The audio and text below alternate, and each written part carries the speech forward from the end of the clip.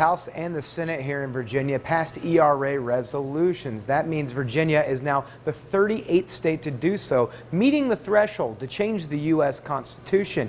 It was a day of jubilation for advocates, many of whom have fought decades for this day.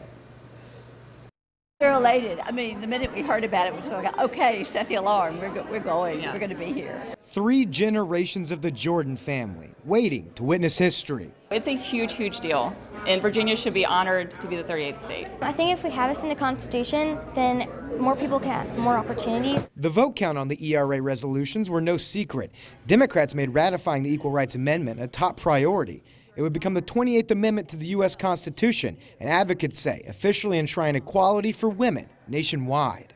To exclude anyone in this country because of who they are is inherently against the very concept of equality.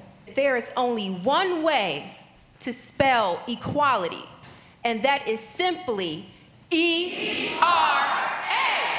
Some Republicans voted in favor of the ERA in both chambers, but most did not.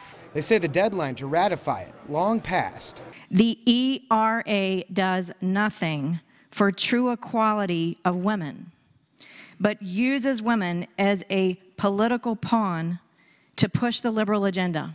But as we mentioned, the outcome was clear before these historic votes. Ayes 28, noes 12. Senate Joint Resolution 1 is agreed to.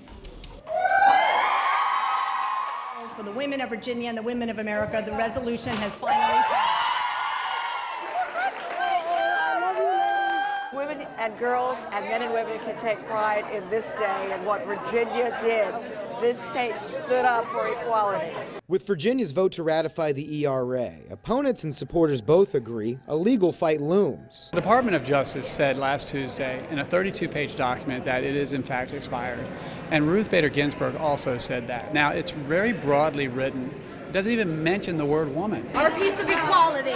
The women and activists who have fought this long to pass the ERA say they're ready for whatever the next steps look like. We're getting our job done in Virginia, and that's all we can do, right? And then if you don't pass it, you don't fight for it, then, you know, what is the point? U.S. Senators Kaine and Warner have both introduced a resolution up in Congress that would lift any restrictions on the deadline to ratify the ERA. Advocates say the ERA is now in the hands of Congress. Critics say it's likely going to end up with the courts.